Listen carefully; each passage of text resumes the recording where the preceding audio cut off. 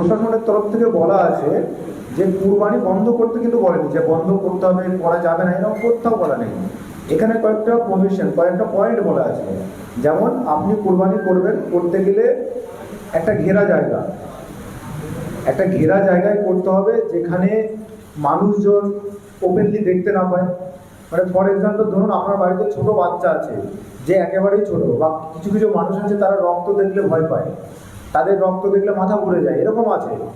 তো আপনি ওপেনলি একটা পশুকে বলে দিচ্ছেন, সেখানে সেই পরিমাণ রক্ত দেখে একটা সাধারণ মানুষের মাথা ঘুরতেই পারে। সে কোন সম্প্রদায়, কোন ধর্মের, সেটা পরের ব্যাপার। সব কিছু ধর্মের দিকে নিয়ে গেলে হয় না। এটা একটা কমন সেন্স, একটা হাইজিন, একটা হেলদি ব্যাপার, একটা রুচির ব্যাপার।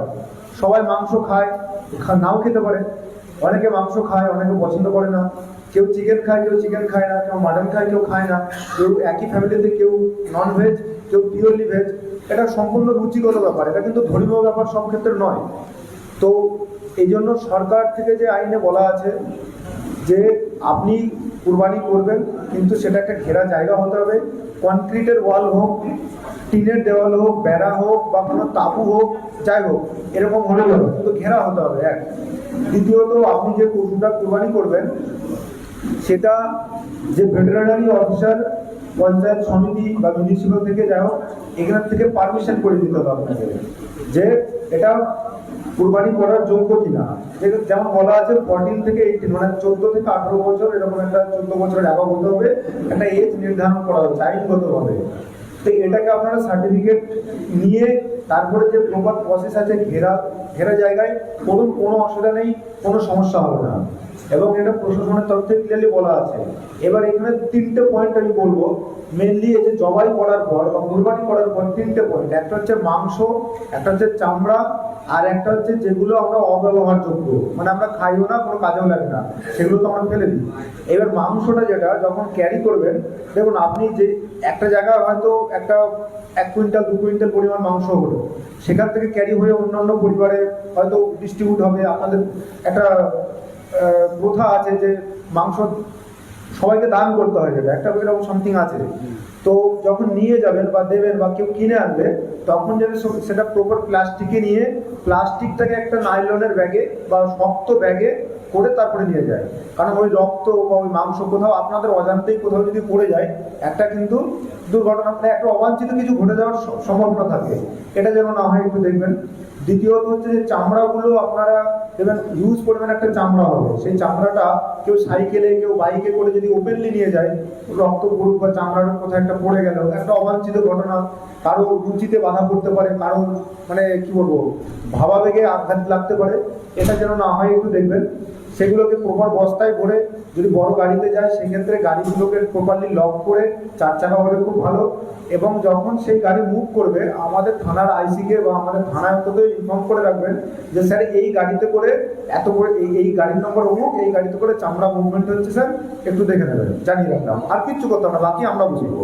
আমাদের আরটি হোক, গাড়ি হোক, পুলিশ হোক, আমরা অ্যালার্ট থাকবো যে বাই চান্স অবাঞ্ছিত কিছু না ঘটে। আর তৃতীয়ত হচ্ছে যেগুলো আমরা ব্যবহার করি না, খাইও না, কোনো কাজেও লাগে না, ফেলে দিই।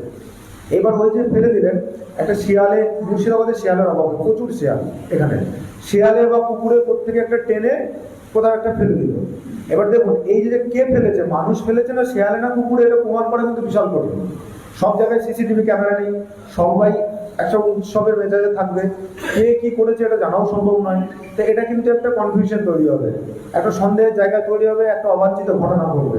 অতএব এই যেগুলো অব্যবহারযোগ্য, সেগুলোকে আপনারা প্রপারলি একটা ডাম্পিং গ্রাউন্ডে একটা গর্ত করে সেখানে মাটি চাপা দিয়ে দিন, যেন তুলতে না পারে।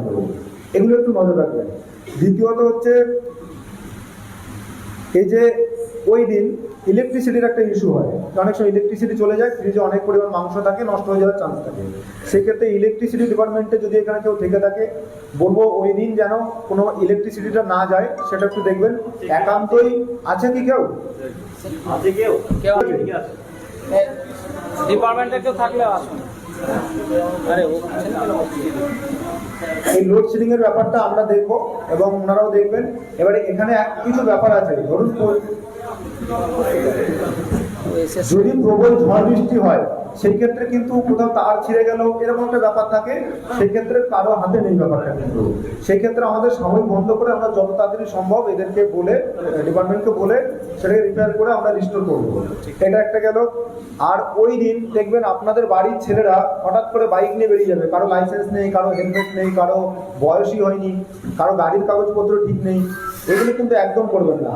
দেখুন আপনি উৎসব করতে গিয়ে মানে আপনার বাড়ির কারো যদি দুর্ঘটনা ঘটে পুরো উৎসবটা মাটি হয়ে যাবে, শুধু আপনার না, আপনার পাশের পরিবার, আপনার আত্মীয় স্বজনের।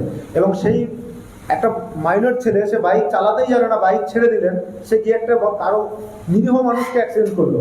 এ দেখবেন রাস্তায় অ্যাক্সিডেন্ট যারা হয়, ওই যারা রাউডি ছেলেগুলো চালায় লোফার টাইপের, তো দেখবেন ওদের যতটা না ক্ষতি হয় একটা সাধারণ মানুষের ক্ষতি বেশি হয়, কাকে গিয়ে মেরে দেবে কার কি হয়ে যাবে।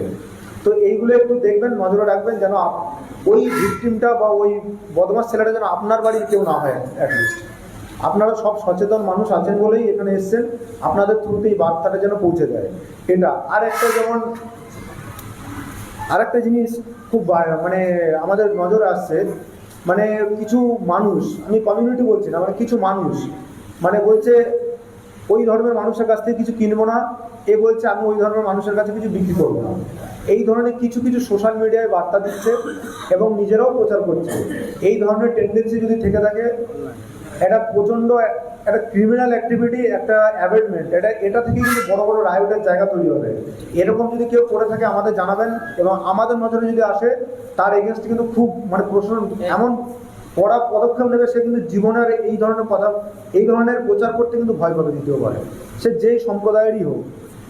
মানুষের মধ্যে সম্প্রীতির প্রচার করুক, সেটা ভালো জিনিস, কিন্তু সম্প্রীতি ব্রেক করার জন্য আমি ওর কাছে কিনবো না, সব কিছুতে কেন ধর্মটা না হবে? এটা আমরা তো মিলেমিশে আছি, দেখুন সব সম্প্রদায়ের মানুষ এখানে আছেন, সেই শান্তির জায়গাটা আছেন বলে একসাথে বসে আছেন। তো এটা যেন না হয়, এটা একটু দেখবেন। আর একটা লাস্ট পয়েন্ট, যেটা গতবার ঈদে বা এরকম সামথিং কিছু একটা ছিল, ওই একটা এখানে থার গাড়ি আছে জলঙ্গি সাগরপাড়া ডোমকল এই এরিয়ার, ওই থার গাড়িতে করে মমি সেজে প্লাস্টিকের বন্দুক নিয়ে খুব রাউডিজম করেছে। এটা কিন্তু যদি করা হয় একদম পুরো কিন্তু পুরো যেটা আমাদের লিগ্যাল প্রভিশন আছে, জেল এবং তার এগেনস্টে পানিশমেন্ট যা আছে, গাড়ি সিজ থেকে শুরু করে যা আছে আমরা কিন্তু করব। এই ধরনের বদমাশি যেন দেখি না, এটা পুরোপুরি ইললিগাল জিনিস। আর সোশ্যাল মিডিয়ায় যেগুলো চলছে এগুলো থেকে একটু বিরত থাকবেন, আগে যাচাই করবেন। আর আমরা প্রশাসনের তরফ থেকে ক্লিয়ারলি আপনাদের জানালাম যে কি আছে না আছে। এরপরে বাকি দুটো একটা পয়েন্ট আছে, সেগুলো আমাদের বাকি আইসি সাহেব আছেন, আমাদের এমএলএ সাহেব আছেন, এনারা বলবেন।